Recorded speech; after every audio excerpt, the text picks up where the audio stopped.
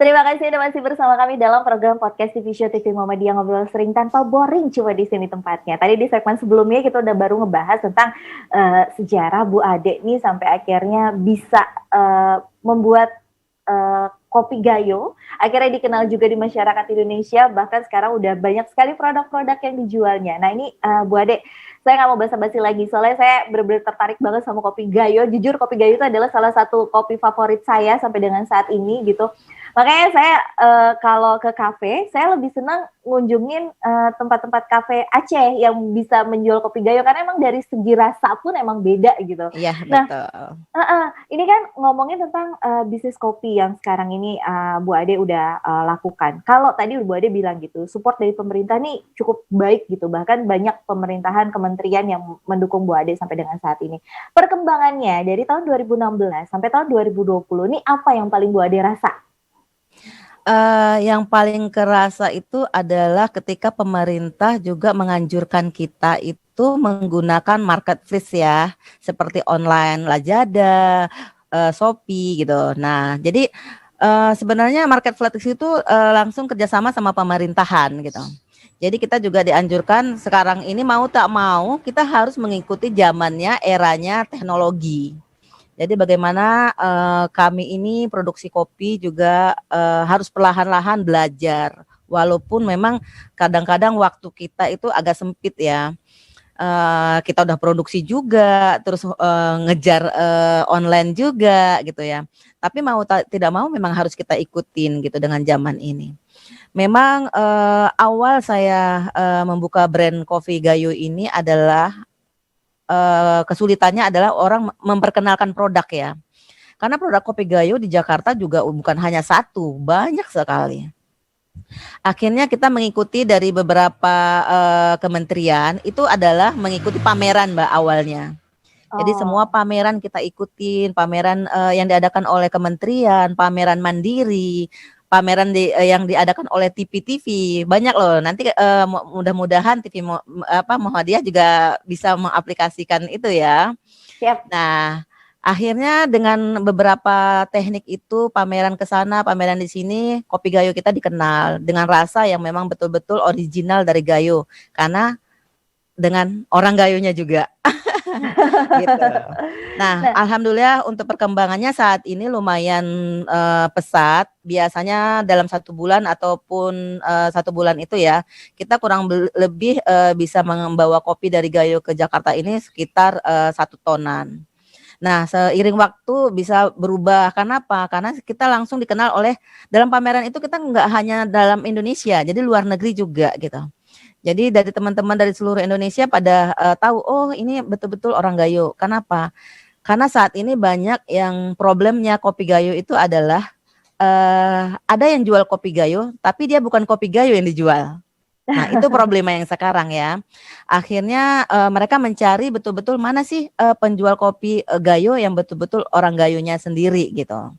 Nah, alhamdulillah saat ini kita bisa keluarkan atau bawa kopi dari Gayo-nya itu sampai 2 ton sampai 2 ton lebih lah dalam 1 bulan. Wah, itu luar biasa banget ya, aku bisa kebayang. Nah, ini kita mundur ke belakang lagi deh gitu. Untuk memulai satu bisnis tadi kan Bu Ade bilang gitu, awalnya kita memang punya kebun kopi gitu, tapi memang dulu tidak memproduksi kopinya secara langsung gitu, nggak seperti sekarang dulu hanya jual saja gitu. Nah, berangkat dari situ memulai satu bisnis sampai akhirnya yaudah deh kita buka kopi aja. Itu apa yang bikin akhirnya mau memulai? Sebenarnya gini, satunya itu adalah pasti bonafitnya dong, keuangan masih ya kan. Ketika saya jual kopi green bean seperti ini di daerah, itu kan nilai harganya sangat rendah. Ya kan, bisa dari sekitar 80 sampai 100 ribu. Mungkin dengan banyak proses ya harganya bisa berbeda-berbeda gitu. Nah setelah saya buat memproduksi sendiri gitu, tapi itu memiliki kepuasan sendiri walaupun bonafitnya adalah bertambah besar gitu, berapa kali lipat gitu. Tapi kepuasannya itu adalah saya bisa memberikan produk kopi saya kepada orang yang tepat gitu loh. Jadi orang itu betul-betul menikmati hasil jerih tangan saya, hasil produksi saya, dan mereka kasih apresiasi ke saya gitu bahwa kopi yang saya produksi itu adalah kopi yang top. Karena langsung asli dari Ya, Gayo gitu dan orang benar. Gayonya langsung gitu yang membawa. Jadi Nah, tidak nggak ada mungkin juga. campuran. Nah, itu dia benar-benar benar. Karena emang yang aku tahu, setahu aku pun kopi Gayo ini kalau yang memang mengerti kopi gitu, kopi Gayo ini adalah salah satu kopi terbaik yang memang dikirim ekspor juga ke luar negeri, betul ya Bu ya? Ya, betul. Nah, Hampir 90% kopi Arabica Gayo itu adalah diekspor. nah 10%-nya untuk lokal Indonesia. Nah, itu dia. Jadi sebenarnya kalau yang biasa sering ngopi-ngopi mahal, nggak tahu ya, kalau asli itu sebenarnya dari Gayo ya kopinya ya. Ya, benar. Nah, ini ngomongin tentang plan bisnis gitu. Ini sekarang udah oke gitu. Perjalanan bisnisnya sudah sampai dengan produksi sendiri, sudah sampai dengan mengembangkan bisnis sendiri, bahkan sudah berjalan kurang lebih 4 tahun ke depannya. Ada lagi plan bisnis yang berhubungan dengan kopi kah yang sedang direncanakan gitu? Ya. Kebetulan sekali saya ada koperasi ya Mbak, Koperasi Pengusaha Kopi Indonesia, dan kebetulan juga saya adalah ketua umumnya. Dari koperasi itu kita mengumpulkan teman-teman dari Gayo sampai Wamena. Nah, jadi dari program yang kami buat untuk kopi itu kita membuatkan adalah kopi satu pintu. Kerjasama juga dengan Kementerian Pertanian.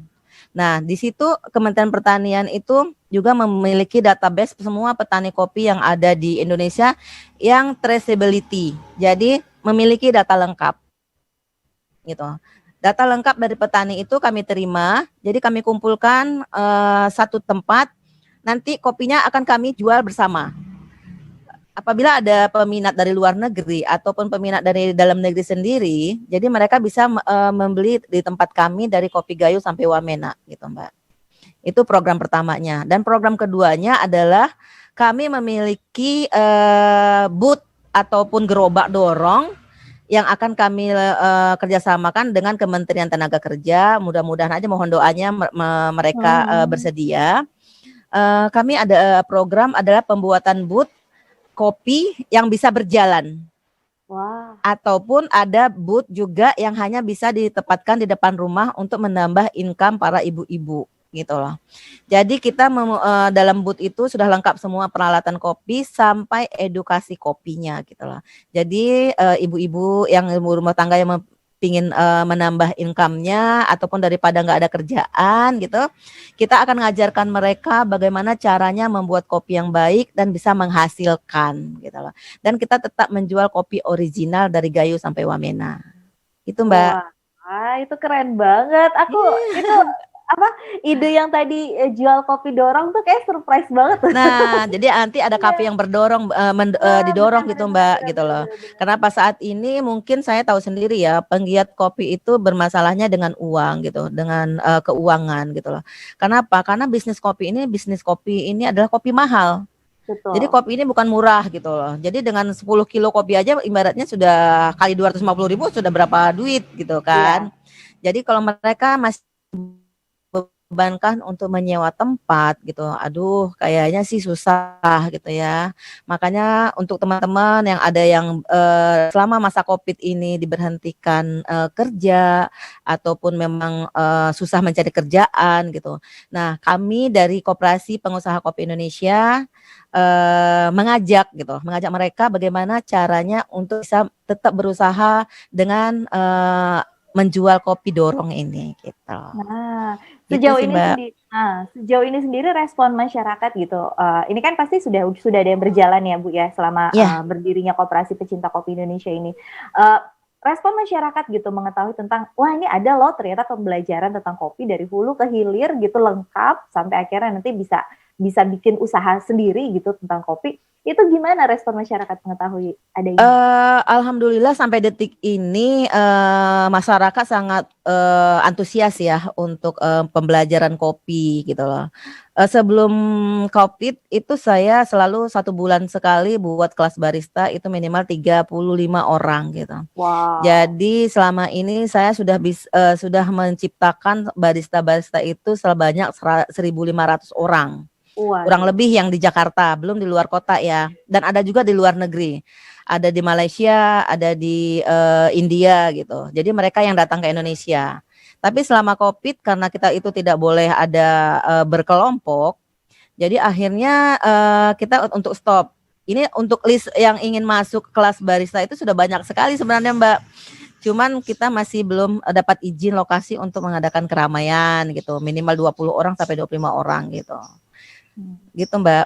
Jadi nanti kita harapkan saja COVID ini segera selesai gitu, Benar. biar kembali para calon-calon barista yang semangat banget gitu untuk mengembangkan kopi, biar bisa kembali dapat edukasi dari Bu Ade gitu ya. Iya benar Mbak. Tapi karena rata-rata anak yang masuk kelas barista saya itu adalah anak-anak yang baru tamat SMA.